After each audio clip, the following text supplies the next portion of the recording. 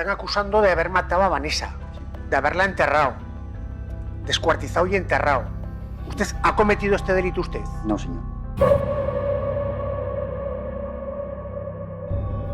A la joven Vanessa Barrado le quitó la vida a su propio esposo y padre de su hija. Fue atacada cobardemente por la espalda y luego hecha en partes para trasladar sus restos en bolsas a una zona boscosa. Además, en el crimen también estuvieron involucrados sus 3 cuñados que residían en esa misma casa, cómplices que no solo ayudaron a deshacerse de evidencia, sino que posterior a los hechos siguieron cobrando una pensión que la mujer recibía cada mes. Vendieron aparte sus joyas y luego fingieron que la madre de familia se había ido de casa, abandonando a su hija y a su esposo. Ella no se merecía eso y mucho menos pues lo que hicieron con su cuerpo, ¿no? El asesino, porque se le puede llamar asesino, porque está condenado por ello, cumplirá sus años de cárcel y saldrá y tendrá su vida igual hasta mejor que antes. Sin embargo, los familiares de las víctimas tenemos una cadena perpetua para toda la vida.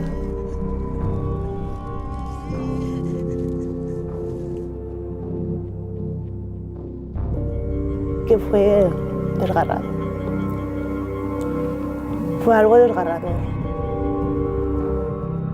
Descrito como un hecho desgarrador, los familiares de Vanessa se mantuvieron presentes en cada audiencia luchando para que los acusados recibieran su castigo merecido, lo cual fue un proceso sumamente duro por el hecho de tener que escuchar una y otra vez los detalles de la muerte de su ser querido. Bueno, es una pena que le haya tocado lo que le ha tocado y también por su hija, porque la hija pues pregunta por su madre y no sabes qué decirle, le dices que está en el cielo.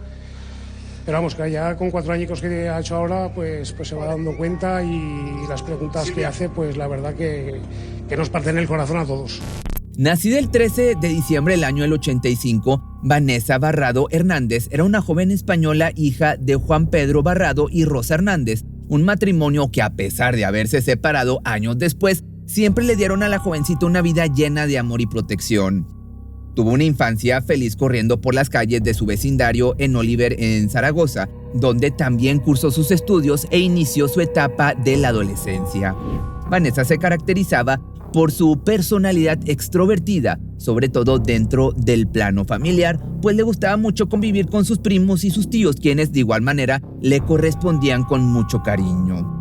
Descrita como una chica bondadosa y alegre, muy poco se podía detectar de su discapacidad mental, la cual era tan leve que por lo regular pasaba desapercibida, especialmente gracias a la sonrisa y el buen humor que siempre la acompañaban. Ya con el tiempo comenzó a interesarse por la vida romántica, lo cual era muy natural considerando su juventud. Fue así como en determinado momento llegó a su vida Cristóbal Morales Martín, este sujeto que pasaría de ser su pareja a padre de su hija y finalmente su feminicida. El sujeto en cuestión tenía una relación muy estrecha con sus 3 hermanos menores, de quienes curiosamente se hacía cargo como si fuese su mismísimo padre. Así dependían de él Miguel, Jessica y Juan Manuel, este último con una discapacidad auditiva por la que debía usar un aparato para captar con mejor calidad o claridad los sonidos a su alrededor. Aún así, la relación entre Vanessa y Cristóbal había comenzado sumamente bien, o al menos eso aparentaba. En muy poco tiempo formalizaron y el hombre comenzó a ser aceptado por la familia de la mujer, especialmente por su lado materno. No era un secreto que ambos se encontraban en un momento crítico en cuanto a lo económico y dado el cariño que los Hernández tenían para con su sobrina, no lo pensaron 2 veces en querer hacer algo para apoyarlos.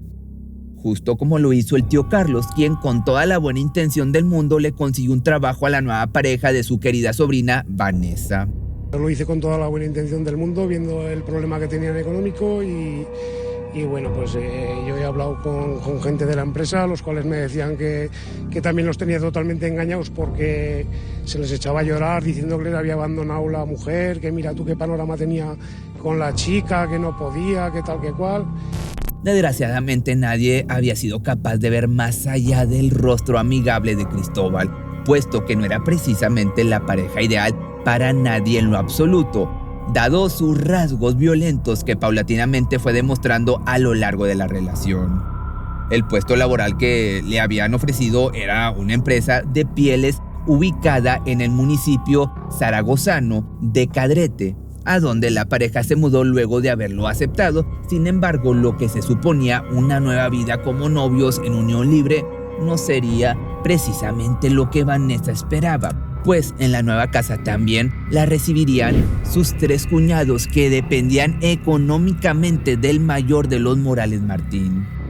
Con todos bajo el mismo techo, no pasó mucho tiempo antes de que los hermanos comenzaran evidentemente a tomar libertades que no les correspondían, incluso a comportarse de forma muy despectiva y aprovechada para con la mujer de su hermano mayor. Cuando menos lo pensó, Vanessa ya se había convertido en la trabajadora doméstica de su propia casa, haciendo todos los quehaceres del hogar, incluyendo tareas que le correspondían a cada uno como persona individual. De esta situación nada se conocía al otro lado de la puerta. De hecho, los familiares de la señorita Hernández pensaban que todo marchaba de maravilla, más aún cuando la pareja llegó con la noticia de que esperaban a su primera hija, una nena a la que llamaron Libertad. Se suponía que llegaría al mundo para tener una vida feliz. Sus padres estaban contentos por su nacimiento y se esperaba de ambos el mayor esfuerzo para brindarle una infancia digna y a la vez segura. Lo que para Vanessa no fue ningún problema, pues además de dedicarse a las labores del hogar, ahora pasaba el día entero pendiente de su bebé. Que por otra parte, Cristóbal dejaba mucho que desear con sus nuevas responsabilidades. Ya había demostrado ser un hombre celoso, pero ahora algo había intensificado aún más su inseguridad.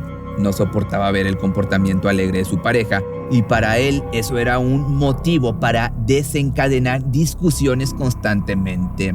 Fue así como la relación comenzó a frecuentarse de la peor manera, convirtiéndose en una bomba de tiempo que de un momento a otro podría culminar en una separación, aunque mientras tanto nadie se atrevía a emitir un juicio, justificando que solo se trataba de problemas maritales. Lo cierto era que la madre de familia ya no toleraba más ese ambiente hostil al que se enfrentaba cada día. Sin embargo, cuando pensaba en la posibilidad de separarse, llegaban a ella pensamientos de inseguridad e incertidumbre, puesto que con lo único que contaba económicamente era con una pensión que recibía debido a su leve discapacidad mental, la cual ascendía a un monto de apenas unos 300 euros. Sin embargo, y por desgracia, las cosas no le eran para nada fáciles. Si bien era capaz de realizar cualquier trabajo, muchos lugares le quitaban la oportunidad por su pequeño problema de incapacidad. En realidad era una mujer muy inteligente, pero las empresas no querían arriesgarse a contratar a alguien en su condición. Esto entonces, sumado a la violencia emocional que sufría por parte de su pareja, la había arrastrado a un pozo muy profundo de desolación. Tenía miedo, tanto de quedarse como de irse. Fue por eso que, poniendo a su hija ante cualquier cosa, decidió someterse al control de su pareja. Lo único que le quedaba era la satisfacción de seguir compartiendo el tiempo con su familia, sus tíos y sus primos que la adoraban, pero desconocía el infierno que vivía. Después, para junio del año 2012, Vanessa tenía una agradable actividad con la cual distraerse de su desgarradora vida. Se suponía que tanto ella como su familia viajarían a un lugar en Barcelona para disfrutar de unas merecidas vacaciones. Esa era la situación de los Hernández cuando de pronto, a finales del mes, la mujer dejó de contestar. Su falta de comunicación no tenía ningún sentido, mucho menos días antes del tan esperado viaje, por lo que, a falta de respuesta, los seres queridos de la chica llamaron a Cristóbal. Evidentemente esperaban una explicación coherente, pero al escuchar la versión de los hombres, todos se quedaron sin palabra. Según él, su pareja se había marchado a Valencia, donde presuntamente ya la esperaba un empleo y un nuevo hombre con quien comenzaría una nueva vida. Dijo además que intentar comunicarse con ella era algo en vano, pues la mujer había dejado muy en claro que no estaba dispuesta a escuchar reproches. Así que ante esta explicación tan inesperada, los Hernández no supieron cómo reaccionar. Por una parte, Cristóbal era muy convincente, pero por la otra, nadie creía que Vanessa hubiese sido capaz de irse sin avisar, mucho menos dejar a su hija atrás. Una chica muy alegre, muy dicharachera, con un buen corazón. que tenía muchísimo corazón, muy cariñosa y su hija era lo primero. Y no lo hubiera creído yo capaz de que se hubiera ido sin la niña. Rosa Hernández era la primera en poner en duda las palabras de su yerno. Sabía que su hija no era capaz de abandonar a la pequeña Libertad, mucho menos para dejarla en manos de su padre, quien, para opinión de Rosa, siempre tuvo algo que no terminaba por agradarle. No obstante, pensar en que la mujer se había ido era mucho menos doloroso que creer que en realidad algo le había sucedido, por lo que con mucho dolor poco a poco fueron aceptando la versión de Cristóbal, quien además hacía su papel de padre soltero todo un espectáculo. Lloraba por su expareja, para que te des una idea, y decía que sus labores se habían complicado demasiado. En realidad estaba siendo sumamente convincente, tanto que el mismo padre de Vanessa, es decir, el abuelo de Libertad, le dio el beneficio de la duda y, con tal de estar cerca de su nieta, comenzó a visitar el domicilio donde había vivido su hija casi todos los fines de semana. Nadie quería que la niña estuviera bajo el cuidado del hombre, mas lo que podían hacer solo se reducía al estar al pendiente de ella por medio de llamadas o visitas. Entonces a eso se tuvieron que acostumbrar. Pensaban que con el tiempo la joven recapacitaría y se volvería a comunicar con su familia, pero con los meses, uno detrás de otro, esa esperanza se fue desvaneciendo.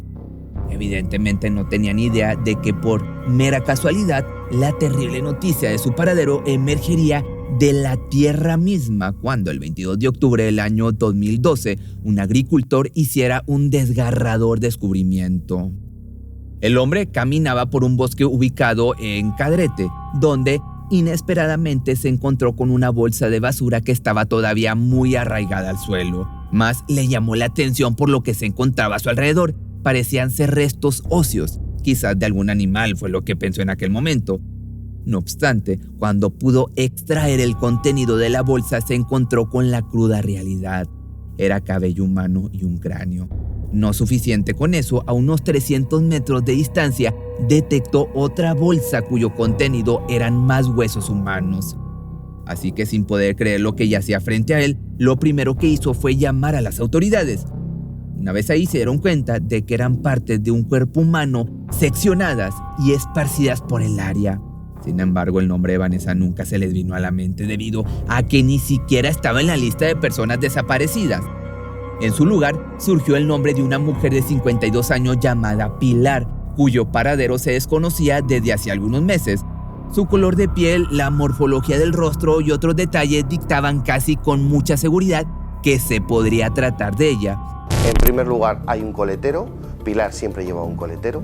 El pelo ese que salía de la bolsa era de color caoba, era igual que el de Pilar. Tenía unas lesiones en los huesos de las fiebres que había padecido Pilar. Era prácticamente seguro que se trataba de ella, aunque en realidad el hallazgo había sido detectado muy cerca de la residencia de los hermanos Morales. Entonces, bajo esta realidad momentánea, sorpresivamente el esposo de la mujer confesó haberle arrebatado la vida, dando por hecho que con semejante prueba solo era cuestión de tiempo para que lo atraparan. Pero el destino jugó de manera muy inesperada y 12 días después, en que estuvieron listos los exámenes de ADN para darle identidad al cuerpo, una noticia causó muchísimo impacto. No se trataba de Pilar. Para Antonio, el asesino confeso, resultó extremadamente imprevisto. Ya nada podía hacer con su reciente confesión, pero vaya que intentó retractarse. Ahora los investigadores estaban en una encrucijada. Si no es Pilar, entonces ¿de quién se trata? Tuvieron que pasar 3 meses más para que Cristóbal, presionado por la familia de su expareja, acudiera a la comisaría para levantar la denuncia. Ahí relató la misma historia de abandono de hogar, pero quitando la importancia a su débil intento de minimizar el caso. Las autoridades decidieron hacer una prueba de ADN con los restos del cadáver que tenía ya varios meses sin ser identificado. Fueron cotejados con muestras de los padres de Vanessa y de su pequeña hija Libertad. Naturalmente nadie quería que se tratara de ella. Sin embargo, dado su interminable silencio, sí existía la posibilidad de que en realidad estuviera sin vida. Así que unos días después, los resultados de los exámenes pusieron fin a la incertidumbre y dieron comienzo a una de las épocas más amargas en la vida de los familiares de la chica. Era Vanessa Barrado Hernández, joven madre de apenas 26 años de edad. Brutalmente le habían arrebatado la vida e inhumanamente abandonado en un bosque. Lo primero que llamó la atención fue la forma en que se tuvo que obligar a Cristóbal para dar parte a las autoridades. Es decir, en realidad había actuado bajo un ultimátum que su suegro le había puesto, diciéndole que de no acudir a la policía, él mismo lo iba a hacer. Entonces, el señor Barrado fue el primero en sospechar de la pareja de su hija, ya que durante los últimos meses aseguraba con certeza que Vanessa llamaba de vez en cuando para preguntar por su hija. Pero no solo eso, sino que su pensión mensual se cobraba sin falta cada mes. Dos individuos disfrazados siempre, o ellos por lo menos lo pretendían, ocultaban su rostro, bueno, se disfrazaban con pelucas y tal, pues iban todos los 24 o 25 de cada mes a sacar dinero de la tarjeta de Vanessa Barrado. Ahora, con el cadáver descubierto, era mucho más que evidente su falta de honestidad. Sin embargo, dadas las heridas en el cuerpo de la mujer y la manera tan desgarradora en que la arrebataron de este mundo, pronto salió a la luz que en realidad se buscaba más de un sospechoso, entre los cuales estaban las personas que cada mes cobraban su pensión en su nombre. Lo cierto es que estaban frente a un caso de homicidio, robo y encubrimiento en donde los involucrados estaban dispuestos a guardar silencio y mentir con tal de no ir a la cárcel. Estos eran nada más y nada menos que los hermanos Morales, ya lo sabes, cuyas manos estaban manchadas también de la sangre de Vanessa, y solo era cuestión de tiempo para que una reconstrucción de los hechos relatara lo que verdaderamente había sucedido. En un principio se escucharon muchas versiones diferentes, pero con un poco de presión, uno de los hermanos comenzó a hablar y confesar el terrible crimen. Todo se remonta al día 28 de junio del año 2012, esa época en que la obra fallecida estaba sumamente dedicada a organizar el viaje con su familia. Todo parecía normal, mas Cristóbal sabía perfectamente que ella no solo planeaba un viaje, sino que era muy probable que luego de eso ya no regresaría. Pues como te lo comenté hace un momento, Vanessa ya no soportaba los maltratos de los hermanos Morales hacia su persona. Fueron unos días llenos de discusiones aparte, en los que además hubo violencia física, gritos y reclamos sin sentido por parte del perpetrador, que no estaba dispuesto a dejar a ir a la madre de su hija y a esta mujer que trataba como su sirvienta. No obstante, aquella noche las cosas se salieron de control, escalando a un nivel bastante perturbador, mucho más allá que una simple discusión de pareja, comenzando por llevar a la pequeña Libertad a una habitación con su tío Manuel, ambos recibiendo instrucciones de no salir hasta nuevo aviso. La pareja estaba en medio de la discusión, por lo que a Vanessa le pareció bien que se llevaran a la niña de ahí. Lo que no sabía era lo que estaba por ocurrir a continuación, cuando de regreso Cristóbal hizo un pequeño desvío hacia la cocina, sabiendo que su pareja lo estaba esperando para seguir con la pareja, y ahí tomó el arma punzocortante y luego se dirigió hacia la sala de estar. Tan pronto quedó a escasos pasos de su mujer y la noqueó con un solo golpe, para luego pasar la hoja de esta arma por su garganta hasta casi desprender la parte superior. Lo siguiente fue arrastrar lo que quedaba hasta el sanitario, y ahí le fue más fácil proceder a hacerla en partes para reducirlo en pedazos pequeños de carne que cupieron fácilmente en bolsas.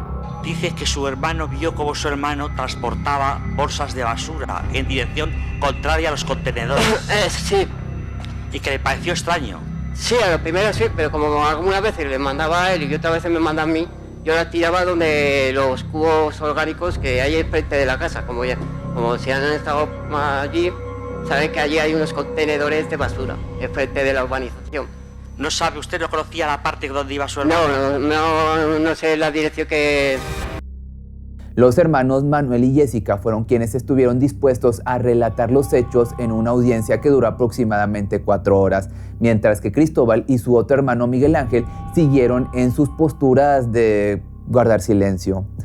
No obstante, los 4 tuvieron que ser puestos bajo custodia, el mayor de los Morales como principal autor, mientras que el resto como posibles cómplices. Mientras tanto, la familia Barrado Hernández se encontraba enfrentando su terrible pérdida, a la par que debían estar muy pendientes de las audiencias para presionar a las autoridades a hacer su trabajo. En contraparte, Cristóbal no cedió ante la presión pública que sin reparo lo acusaba como principal autor intelectual. En su lugar, procedió a contar una historia en la que, sin ningún tipo de argumento válido, seguía insistiendo en que su expareja le hablaba cada tanto para saber cómo estaba su hija. Dijo también que llevaba aproximadamente 2 años sin mantener una relación de pareja convencional e incluso ambos sostenían vínculos amorosos con terceras personas. Sin duda, buscando a toda costa, se llegara a la conclusión de que la mujer se había ido por su propio pie. Como consecuencia, de alguna manera había terminado siendo asesinada por alguien y abandonada en el bosque. Me están acusando de haber matado a Vanessa, de haberla enterrado, descuartizado y enterrado. ¿Usted ha cometido este delito usted? No, señor. Sin embargo, solo era su palabra contra todas las pruebas que habían salido a relucir y que estaban por emerger, como por ejemplo el testimonio de algunos vecinos que aseguraron haber escuchado gritos desgarradores justo el día del crimen, como si alguien le estuvieran lastimando al grado de tener que pedir por ayuda, aunque para ese entonces las discusiones entre Cristóbal y Vanessa ya eran el pan de cada día en los alrededores del vecindario. Y por si fuera poco, posterior a los hechos, los perpetradores siguieron sacando provecho de la situación, pues si bien era cierto que la pensión de la mujer se seguía cobrando, quien lo hacía no era ella, sino el propio Miguel Ángel, hermano del principal sospechoso, quien fue captado por algunas cámaras de seguridad tratando de pasar desapercibido y obteniendo el dinero de su cuñada de manera ilegal. Empezamos ya a investigarlos y luego ya nos dimos cuenta de que también había desaparecido la tarjeta de crédito de Vanessa Barrado. Según el testimonio de Miguel Ángel, en un principio desconocía que esa tarjeta pertenecía a su cuñada, desaparecida. Sin embargo, pronto se enteró que el padre de Vanessa quería saber quién estaba sacando el dinero de la tarjeta de su hija, y fue ahí que comenzó a atar cabos y a darse cuenta de que algo no andaba bien. Lo cierto es que, de entre muchas versiones de los hechos, hubo más mentiras que certezas, por lo que se adentraron en una ola de infinitas posibilidades sobre si realmente los hermanos tuvieron o no que ver con el asesinato de Vanessa perpetrado por Cristóbal. Mas lo que no cabía duda era que después de su ausencia, los Morales Martín buscaron beneficiarse económicamente, no solo por la ya mencionada pensión mensual, sino por la propia Jessica, que fue sorprendida vendiendo las joyas de su cuñada. Sin embargo, ya con el tiempo se estableció la fecha en la que se celebraría el juicio, cuyo periodo señalado se marcó del 29 de octubre al 9 de noviembre del año 2015, en donde más de 20 testimonios serían escuchados para llegar a un veredicto cuyos imputados eran acreedores a distintos cargos. Comenzando por el principal perpetrador, Cristóbal Morales Martín, acusado formalmente por asesinar y hacer en partes a su pareja, seguido de los demás involucrados como Manuel, Jessica y Miguel Ángel, quienes enfrentaban cargos de encubrimiento, hurto y estafa. Sin embargo, por el otro lado, ya habían pasado 2 años desde el crimen y aún la familia de la víctima estaba siendo obligada a escuchar una y otra vez la forma tan escalofriante en que se encontraron las partes del cuerpo. Los peritos y forenses fueron quienes pusieron sobre la mesa esta información tan dificultosa para digerir.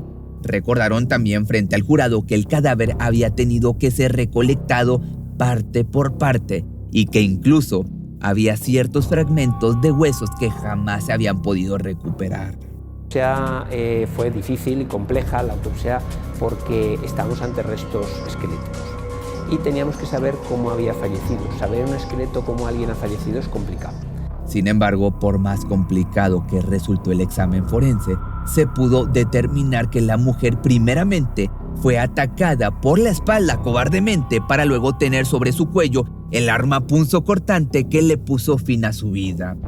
Por otra parte, en el proceso judicial también se abrió la posibilidad de que los acusados fueran considerados inimputables, poniendo como pretexto desde un supuesto alcoholismo de Miguel Ángel y un ligero retraso mental en Manuel. Sin embargo, al ser examinados psicológicamente, se determinó que ambos contaban con la inteligencia necesaria para distinguir entre lo que está bien y lo que está terriblemente mal. Así, una vez llegado el momento de declararse a sí mismos como culpables o inocentes, nos sorprendió en la sala que el acusado principal se dijera inocente descaradamente. Más, sí causó evidentemente muchísima controversia que de un momento para otro Miguel Ángel decidiera traicionar a su hermano y decir que él mismo le había ayudado a deshacerse del cuerpo. Hicimos 2 viajes. ¿O 2 viajes? ¿Qué llevaba? El cuerpo de Vanessa. El cuerpo de Vanessa llevaba. Hizo lo impensable al aceptar que él había tomado con sus propias manos las bolsas de basura en donde trasladaron las partes que tenían aproximadamente 4 días escondidos bajo la cama. Confesó también haber sacado el dinero del cajero y los movimientos de su hermano posterior a los hechos. Cristóbal presuntamente se había marchado unos días para pensar y a consecuencia había dejado a su hija bajo el cargo de su tío Miguel. Fue así como finalmente se esclareció por completo el horrendo hecho, quedando todos los hermanos como cómplices pero no como asesinos, llevándose casi toda la responsabilidad la pareja de la fallecida. Asesinó y descuartizó a Vanessa Barrado y se benefició de su muerte. Así lo estimó ayer el jurado popular, que emitió un veredicto de culpabilidad para Cristóbal Morales. Se enfrenta a entre 22 y 24 años y 3 meses de cárcel porque también le consideraron culpable de estafa y hurto. Veredicto también de culpabilidad para sus 3 hermanos. Por si te lo estás preguntando, y en lo que respecta a la sentencia de los demás hermanos, Miguel fue acreedor a 3 años de cárcel por el delito de encubrimiento, librándose así de homicidio como tal. A Jessica Morales le fue mucho mejor, ya que su pena ascendió únicamente a 15 meses, una total ganga de prisión por el delito de hurto.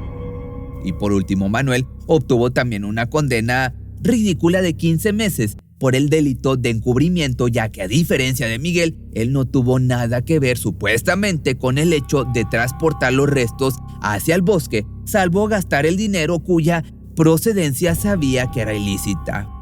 Naturalmente, para la familia afectada, estas últimas condenas de Miguel, Manuel y Jessica no les dejaron satisfechos, pues estaban completamente seguros que todos tenían más culpabilidad que solo haber guardado silencio. Hubo algunas apelaciones y aparentes cambios en la sentencia, pero al final cada uno quedó con el castigo inicial. La comunidad española pronto se olvidó de este caso tan impactante, mas años después volvió a surgir debido a la desaparición de uno de los imputados, el hermano llamado Manuel, de lo cual no se dijo mucho salvo que fue localizado con vida. Por su parte, la pequeña Libertad quedó bajo el cuidado de su familia materna, cuyos abuelos, tíos y primos hicieron todo lo posible para que tuviera una infancia feliz, siempre recordando, eso sí, con amor a su fallecida madre, Vanessa. Si te gustan estos tipos de temas, ahora puedes escuchar los jueves mi nuevo podcast, que lo encuentras como Muchos Más Misterios. Así está en Facebook y en YouTube, también en todas las plataformas de audio. Se va a estar subiendo los jueves a las 2 de la tarde.